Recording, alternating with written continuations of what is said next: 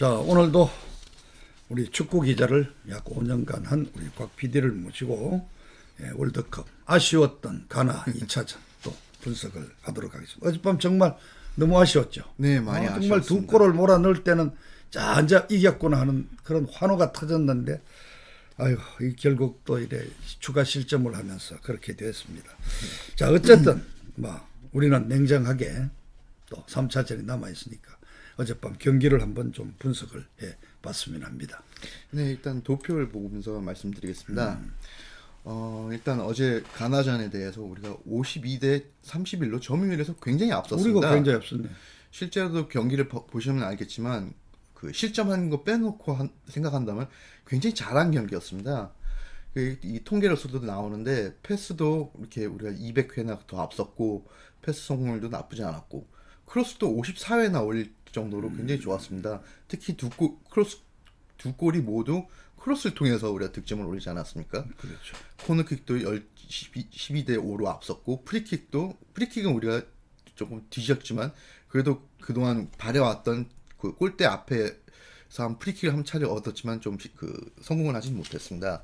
실제로 여기에 없지만 그 슈팅 수에서도 우리가 19대 7로 압도적으로 했었고 19번이나 슈팅을. 네, 그렇습니다. 반대로 유효 슈팅에서도 6대 3으로 우리가 앞섰는데 유효 슈팅 가나는 세 차례 모두 성공시키는 어떤 백발백중의 적중률을 보여가지고 그것만 아니었으면 우리가 어떻게 보면은 이기지 않았을까 싶기도 합니다. 저쪽에 유효 슈팅 기회가 3번인데 3번을 전부 다 100% 성공시켰구만. 네, 그렇습니다. 자, 어쨌든 우리가 졌습니다. 뭐 끝난 경기인데. 자, 페이는 가장 큰 페이는 무엇이다? 어떻게 분석을 합니까?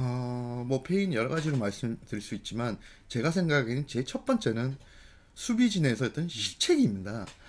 수비가 뭐 특별히 못한 거라기보다는 실수를 한 몇 차례 범했는데 그게 하필이면 다 전부 다 바로 골로 연결이 들어갔습니다. 어제 아침에 뭐 얘기를 했지 않습니까?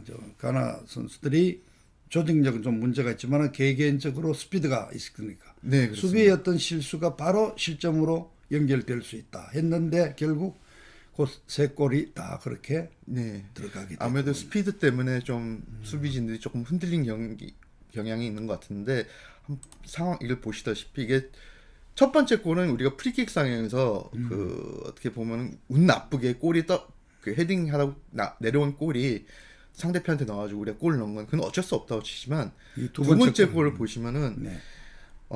이 오른쪽 밑에 있는 그 파란색 원의 그 가나 선수를 사실 그 위에 있는 우리 수비수 2명이 수비를 했었어야 됩니다. 좀 더 다가가서 압박을 해가지고 했었어야 되는데 이렇게 공간을 내주니까 조금 여유가 있었구만요. 이렇게 패스를 받은 선수. 그 크로스를 올릴 수 있는 공간을 크로스, 여유 있게 줘버렸습니다. 그러니까 정확하게 크로스가 올려가지고 저 위쪽에 있는 파란색 가나 선수한테 헤딩을 정확하게 해주게 할 수 있었습니다.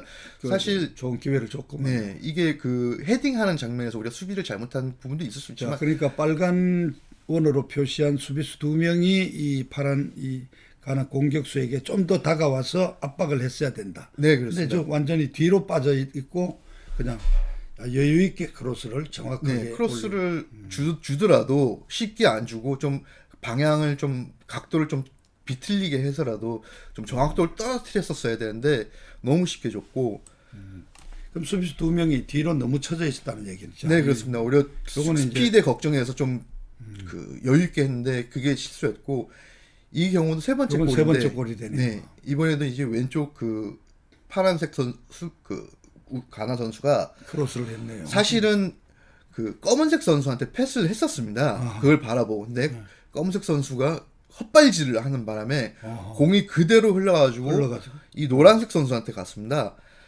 자, 이 경우에서도 지금 빨간색 우리 수비수가 이 노란색 선수를 완전히 놓쳤습니다. 사실. 오히려 앞쪽에 신경 쓰다 보니까 뒤에 선수가 있는지 없고 몰랐는지 물론 이게 그 공이 흘러가지고 이렇게 된 거지만 사실 좀 더 압박을 했었으면은 좀 이렇게 원활하게 골을 주지 않았을 것 같습니다. 골을 넣는 지금 가나 20번입니까? 배번이 20번 네, 선수 쪽으로는 아예 쳐다보는 사람도 없는 완전히 그냥 사각을 빈틈 공백을 만들어 줬네. 그리고 네, 골키퍼조차도 말하자면 우리 화면에서 왼쪽 편으로 쏠려 있는 상황에서 결국 물론 20분이고. 예, 이 장면에서 안 나오시면 이제 골키퍼가 이제 공이 글로 가니까 그쪽 방향으로 움직이긴 움직였지만 너무 너무 그 슈팅하는데 아무런 주변에 방해가 없었기 때문에 그건 뭐 전후 좌우 뭐 어느 쪽으로도 슈팅할 수 있었던 상황이기 때문에 애초부터 이 미리 그렇게 수비수가 나와가지고 좀 차단하거나 막았었어야지 않나 싶습니다. 이것이 정말 통안의 추가 실점 3점째. 네, 그렇습니다. 자, 지금 수비 뭐 실책이라고 그랬지만은 지금 또 뭐 단순한 실수로만 볼 수 없지 않습니까? 네, 또 그렇습니다. 뭐 선수 기용에 좀 아쉬움 뭐 이런 네, 저는- 지적이 되던데. 저는 이제 두 번째로 가장 아쉬웠던 점은 벤투 감독의 선수 선발 그 용병술이었던 것 같습니다. 아무래도 뭐 벤투 감독 의중을 다 알 수는 없지만 어쨌든 어제 선발을 그 우루과이전하고 딱 2명 빼고 다 똑같이 내보냈는데 그 2명이 이재성을 대신해서 그 작은 정우영이라고 불리는 정우영 선수였고 그다음에 그 일단 황희찬 선수가 또 부상으로 2경기 연속으로 못 나오게 해가지고 나상호가 1차전에 출연했던 그 오른쪽 측면 공격수로 측면 공격수. 네. 공격수로 어제 권창훈 선수를 권창훈 투입을 선수를 시켰습니다. 네. 근데 이 두 선수가 사실 별로 좋은 모습을 못 보이고 특히나 권창훈 선수가 오른쪽 측면 공격수였습니다. 그렇기 때문에 반대편 가나 쪽으로 얘기한다면 그 왼쪽 측면이 됩니다. 왼쪽 측면이죠. 근데 공교롭게도 세 골 모두 왼쪽 측면에서 올라온 크로스를 통해서 우리가 실점을 했습니다. 물론 이제 그 공격이 최선의 수비다라는 말이 있다시피 권창훈 선수가 오른쪽에서 좀 더 공격적으로 나서고 또 좋은 모습을 보였으면은 사실 오른쪽 그 가나 왼쪽 측면 공격수나 수비수들이 오히려 그 쉽게 이렇고 쉽게 네, 넘어올 수가 없는 거지 좀 않습니까? 우리 쪽 많이 좀 경계를 했었을 것 같은데 그러면 아무래도 그런 득점 찬스를 많이 줄였을 수도 있는데 그런 부분이 좀 아쉬웠습니다. 실제로도 경기 전반 그 마치고 후반 시작하자마자 정우영 선수 대신에 나성호 선수를 투입해가지고 나상호 선수가 네, 들어갔죠. 우측 측면에 있던 권창훈 선수를 중앙으로 옮깁니다. 하지만 15분 정도 지난 다음에 여전히 별로 좋은 모습을 못 보여서 결국 이강인을 그 자리에 이제 권창훈 선수하고 바로 교체해서 투입했는데 아무래도 3차전 포르투갈전까지 생각을 하고 가나전이 그래도 좀 만만한 편이니까 약간 선수를 교체해서 좀 휴식기를 주려고 했던 게 아닌가 싶은데 그 부분에서 조금 아쉬웠던 부분이 우루과이전에서 있습니다. 뛰었던 이재성 선수와 나상호 선수를 포르투갈전에 좀 대비한다. 네, 그렇습니다. 자, 결과론적인 거지만 그런 걸 갖고 부자 몸조심하다가 망친다는 얘기거든요. 네, 그렇습니다. 어제 반드시 이겨야 되는 게임이었다면 어제 어떻게 보면 올인했어야 되는 것이 아닌가 하는 또 아쉬움도 갖게가 됩니다. 네, 그렇습니다. 자, 그리고 어쨌든 이 어제 또 이 감독이 퇴장당하는 어떤 그 그런 전에 사태도 있어요. 예, 근데 그 전에 한 가지 좀 가슴 아픈 얘기들을 했었지만 좀 기분 좋은 얘기를 하자고 한다면은 어제 두 그렇죠. 골이 어제 우리도 굉장히- 두 골을 넣었지 않습니까? 그러니까 네. 이 얘기부터 하죠. 그러니까 네, 어제 굉장히 우리도 기분 좋게 또 멋있는 장면이었습니다. 뭐 실제 동영상을 보면은 영상을 보면은 굉장히 그 역동적이고 화려한 그런 건데 이게 멈춰 있는 사진을 통해서 제가 보여드리면 그게 정말 얼마나 어려운 골들이었는지 바로 알 수 있습니다. 그렇습니다. 자, 우리 멋진 골 장면 또 분석을 하겠습니다. 예, 이게 이강인 그 조규성 선수의 첫 번째 골인데 밑에 이강인 선수가 보이시지 않습니까? 네, 이강인이가 들어갔어. 야, 이번에는 왼쪽 저 측면까지 나왔네요. 네, 그렇습니다. 아주, 네. 이게 바로 차기 바로 직전의 모습인데 위에 조규성 선수가 이제 있던 위치를 한번 보시면은 저기서 그 화살표 있는 부분까지 달려 나갑니다. 그리고 이강인 선수는 그걸 예측을 하고 거기에 맞춰서 앞쪽으로 이렇게 공을 그 크로스를 올립니다. 이게 그냥 조규성을 향해 날린 게 아니라 그 빈 공간을 향해 날렸고 조규성도 그걸 정확하게 포착을 해서 그 비공간으로 대시 네, 이렇게 들어가서 달려가지고 헤딩을 때려 넣은 겁니다. 이게 그 움직이는 영상으로 볼 때는 그렇게 안 느끼지만 실제로 이렇게 보다시피 굉장한 먼 거리를 서로가 달려가고 정확하게 예측해서 올리는 골입니다.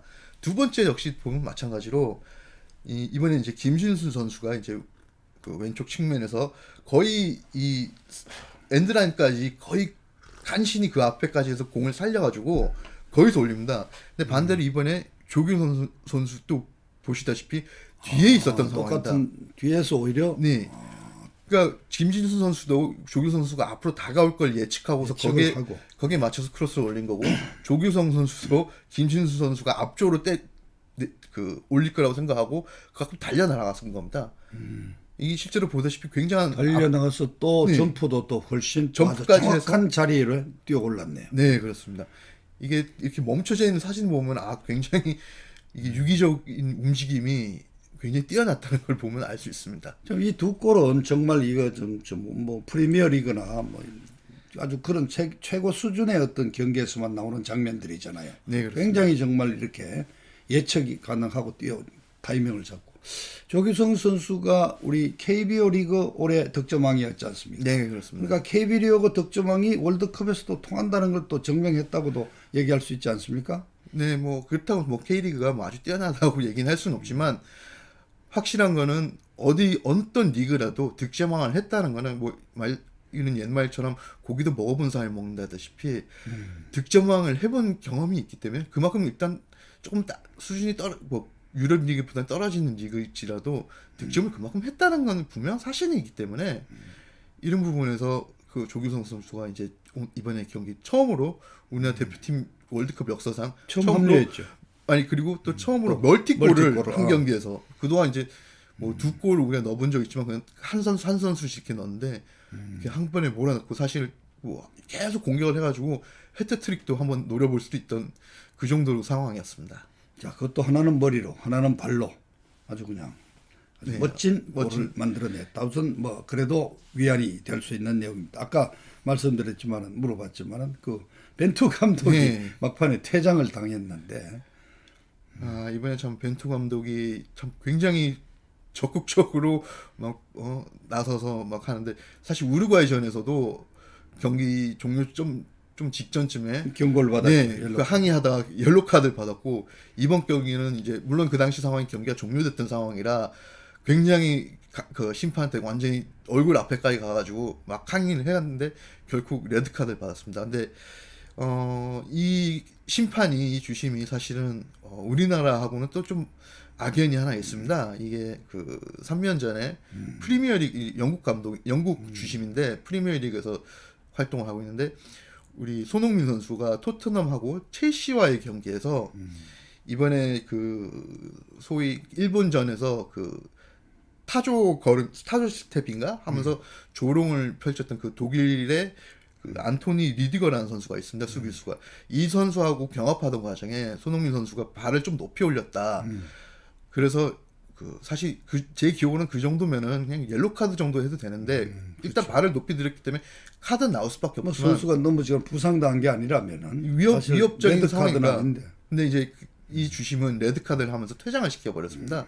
그런 부분에서 좀 단호한 부분이 있는데 어제도 결국 그런 단호한 모습이 딱 물론 우리나라 입장에서는 그 코너킥 마지막 찬스를 한번 줘도 되지 않았을까 하는 것도 있지만 좀 인심을 써도 되지 않았을까 싶은데 그 주심 입장에서 사실은 그 시간에 종료를 해도 전혀 문제가 되지 않는 상황이었습니다. 실제로는. 왜냐하면은 10분은 이미 넘어왔고 추가적으로 한 1분 정도 더 여유 있게 주겠다고 한 건데 그거를 정확하게 딱 1분에 맞춘다 해야 될 필요성은 사실 없었던 거기 때문에 좀 우리가 이번에 주심에 대해서 좀 많이 좀 피해를 본 게 있지만 좀 그런 부분은 좀 아쉽습니다. 뭐 그것도 심판의 판정도 경기의 한 부분이니까요. 예. 근데 이제 저도 이거는 처음 알았는데 레드카드 감독이 받아 퇴장을 당하게 된다면은 그날 경기 끝나고 공식 기자회견에도 나오질 못한다는 것도 저도 처음 알았습니다. 그래서 그래서 이제 수석 코치가 이제 대신 나왔습니다. 잠시 보면요, 이제 우리 수석 코치를 맡고 있는 세르지오 코스타 감독이 대신 코스타 수석 코치가 대신 인터뷰를 했는데 벤투 감독이 이제 퇴장당한 장면에 대해서 우리가 코너킥으로 시작할 수 있었고 마지막 기회였는데 주심이 박탈했다. 그래서 벤투 감독이 항의한 것이다. 주심에게 정당하게 할 수 있는 항의였는데 그러한 반응이 나왔다. 벤투 감독은 부적절한 발언을 전혀 하지 않았다. 그러면서 선수들이 끝까지 노력했음에도 기회를 박탈당해 실망감을 느꼈을 것이라며 이는 정당하지 못했다고 계속 불만을 토로했습니다. 그리고 이제 마지막 포르투갈전에 대해서는 다음 경기는 매우 중요하다. 지금까지 해왔던 것처럼 우리는 경쟁에 있는 모습을 보여주겠다. 영혼까지 갈아넣겠다. 벤투 감독이 경기 당일 참가하지 못하겠지만 계속해서 팀을 이끌 것이라면 걱정을 좀 하지 말라고 얘기하면서 우리에게 손실이 있겠으나 더 단계에서 모든 힘을 모아 공격적인 경기를 펼치겠다 하고 각오를 밝혔습니다. 그리고 아무래도 어제 이제 제가 앞서 말했다시피 선수 선발에 관한 부분이 논란이 있을 수 있는데 이 부분에 대해서도 이제 질문이 나왔었습니다. 우선 이강인 선수가 이제 교체 출전을 하지 않았습니까? 이 부분에 대해서도 기자들이 질문을 했는데 이강인 선수에 대해서는 모든 선수와 함께 경기를 준비했고 우린 명확한 의사결정을 내렸어야 했다. 이강인은 적절한 시기에 투입돼 창의성을 발휘하고 공격적인 속도를 높였다. 전체적인 프로세스를 봤을 때 선수 한 명이 아닌 팀을 봐야 한다. 개인의 영역보다는 팀이 우선이다. 이강인은 굉장히 좋은 역할을 했고 교체를 들어가 자신의 기량을 잘 보여줬다. 그리고 이재성이 어제 빠진 것에 대해서는 이재성이 빠진 것은 전술적인 결정이었고 조별리그 3경기를 고려해 신체적인 컨디션을 관리한 것이다 하면서 기자회견을 마쳤는데 아무래도 아쉽죠. 네, 어제 그렇습니다. 아침에 우리 곽 PD가 분석을 할 때 이강인 선수를 선발로 출전시켜서 오른쪽 코너킥이 나왔을 때 코너킥하로 활용을 하고 가운데서 손흥민 선수가 공격에 가담하는 그런 방안 이런 여러 가지를 뭐 거론을 했었단 말이죠. 그런데 어제도 결국 이강인 선수를 후반에 들어갔어. 그것도 권창훈 선수가 중앙 수비수로 가서도 불안하니까 결국 또 한 15분 지나서 했는데 어제도 다른 분들 다 얘기하지만 이강인 선수가 들어가자마자 한 1분 안에 우리나라 이 말하자면 첫 골이 나오고 그 공격 패턴이 완전히 바뀌고 분위기가 바뀌었다. 그렇다면 이강인이는 아직도 없잖아요. 아주 힘도 사실 좋고. 지금 방금 말씀하신 그 부분을 올해 벤투 감독이 노렸던 것 같습니다. 만약 이강인 선수를 선발로 출전을 하게 된다면은 예를 들어 경기 후반에 이 분위기를 바꾸는 게임 체인저 역할을 할 수 있는 그런 교체 카드가 없었던 건 또 사실입니다. 그런 부분에서 벤투 감독이 이강인 선수에 대한 사실 이게 보면 어떻게 보면 이강인 선수에 대한 신뢰가 그만큼 드러났다는 것도 반증합니다. 어떤 경기가 안 풀리는 그 상황을 확실하게 바꿔줄 수 있는 어떤 교체 카드 조커로 이강인 선수를 발탁을 점 찍어 놨고 실제로 그걸 이제 기용을 했습니다. 근데 이게 닭이냐 달걀이냐 논란이 될 수 있는데 만약 뭐 이강인 선수 선발 출전을 했었으면은 이렇게 뭐 실점을 많이 안 하고 어떻게 더 경기를 좋게 풀어 나갈 수도 있지만 또 반면에 그렇게 되면 또 후반 경기에 또 이 경기가 또 이 경기 판도가 잘 안 풀렸을 때 바꿀 수 있는 그건 없을 수도 있습니다. 막 그러나 어쨌든 앞서 멀티골까지 터뜨린 이 조규성 선수 또 새로운 골게터가 하나 나왔고 그리고 이강인에 대해서 어떤 그 잠재력을 이번에 확인할 수 있는 두 게임이었다. 네, 그렇습니다. 그래서 이번에 우리가 16강에 실패하더라도 우리 한국 대표팀의 하나의 큰 소득이 될 수도 있다. 그동안은 손흥민 혼자에 의존했단 말이에요. 근데 이제는 수비에 또 김민재라는 괴물이 하나 있고 네, 그렇습니다. 조규성이가 있고 또 이강인이가 온다면은 다음번은 한 4년 뒤는 또 기대를 할 수가 있지 않겠느냐. 4년 뒤에 과연 이 손흥민 선수가 얼마큼 모습을 보일지 모르지만 어쨌든 그러면 또 4년 뒤에는 이강인 선수가 그만큼 성장을 할 것이고 아직 21살인가요? 아직 굉장히 젊은 나이 신체적으로 21살이면은 아직 성장하고 있습니다. 그렇기 때문에 4년 뒤면은 이제 신체적으로 전성기가 올 그 시점이라 그때 또 기대해 볼 수 있습니다. 자 힘들긴 합니다만은 경우의 수를 또 따져봐야죠. 네. 마지막 남은 포르투갈전에서 우리가 이긴다면은 16강 갈 수 있는 가능성이 아직은 좀 남아 있죠. 일단은 이론적으로는 남아 있습니다. 이 경우의 수에 대해서 제가 이제 다시 화면으로 보여드리겠습니다. 지금 2차전 마친 H조 순위로는 우리가 지금 3위입니다. 지금 1위는 포르투갈 승점 6점으로 1위고 가나가 어제 승리로 승점 3점을 가져가지고 2위에 올라섰습니다. 어제 이제 우루과이 역시 어제 포르투갈하고 오늘 새벽에 경기를 치렀는데 포르투갈의 브루노 페르난데스한테 2골을 허용해가지고 결국 졌습니다. 골 득실 차에서 우리가 1점 앞서기 때문에 우리가 그 가나전에서 지긴 했어도 2골이나 나왔기 때문에 골 득실에서 1점 앞서가 지금 우리가 3위를 유지하고 있습니다. 이 경우에서 우리가 16강 진출을 할 수 있는 가능성은 있습니다. 그러기 위해서는 두 가지가 이제 선행돼야 하는데 반드시 포르투갈 전에 아주 강호 세계 랭킹 8위 어렵지만은 또 해봐야죠. 포르투갈 네, 전에 무조건 승리하는 것이 진짜 첫 번째 네, 조건이고. 무조건 이겨야 됩니다. 뭐 비기는 경우는 아예 어떻게 우루과이 가나전과 관계없이 우리는 아무것도 할 수 없습니다. 그리고 두 번째는 가나가 만약 승리할 경우 가나가 2승 1패가 되기 때문에 승점 6점이 돼가지고 우리가 포르투갈을 뭐 10대 0으로 이긴다 해도 우리는 그냥 탈락하게 됩니다. 그래가지고 우리가 일단은 포르투갈전을 승리하고 가나가 무조건 승리하면 안 됩니다. 자, 이 경우에 있어서 우리가 포르투갈에게 승리하고 우루과이가 가나에게 승리할 경우 그렇게 되면은 일단은 우리가 포르투갈은 진출하고 우루과이하고 동률이 되는 거죠. 네, 이제 대한민국하고 우루과이가 1승 1무 1패인 경우로 승점 4로 동률이 됩니다. 이 경우는 우리가 일단은 우루과이보다 그 골득실에서 1점 앞서고 있기 때문에 우루과이가 가나한테 뭐 4대 0, 뭐 3대 0 이렇게 대승을 거두고 우리가 포르투갈에 뭐 1점 차 승부를 한다면은 그 경우는 우루과이한테 우리가 골득실에서 밀리게 되지만 뭐 한 골 차 내지 2골 차가 될 경우는 우리가 골득실에서도 앞서게, 그러니까 골득실 만약 2골 차고 우루과이가 가나에게 2골 차로 이기고 한국이 포르투갈에게 1골 차로 이기면은 골득실은 같아집니다. 하지만 우리가 가나전에서 그래도 2골이라도 넣고 했기 때문에 아마 다득점에서는 우리가 올라갈 가능성이 높아집니다. 근데 가장 이제 복잡한 경우는 우리나라가 포르투갈에 이기고 우루과이하고 가나가 무승부를 거둘 경우입니다. 이 경우 되면 우루과이는 2무 1패로 승점 2점으로 최하위가 떨어지고 우리나라하고 가나가 1승 1무 1패로 동률이 되어서 승점 4점으로 이제 그 순위를 결정을 해야 되는데 가나가 어쨌든 우리보다 골득실이 앞서 있기 때문에 우리가 포르투갈전에 반대로 다득점으로 이겨야 됩니다. 2점 이상 이겨야죠. 네, 최소한 2점 이상으로 이겨야 되기 때문에 포르투갈한테 이기는 것 자체도 쉽지가 않을 뿐만 아니라 우리가 다득점을 이긴다는 건 더 어려운 상황입니다. 힘들지 않느냐. 근데 어쨌든 두 경기는 같은 시간대에 열리기 때문에 뭐 우리가 어떻게 할 수는 없지만 어쨌든 포르투갈전에 이긴다면은 그나마 가능성이 조금이라도 있게 됩니다. 자, 일단 수고하셨습니다. 네, 자, 감사합니다. 잠시 브레이크를 갖도록 하죠.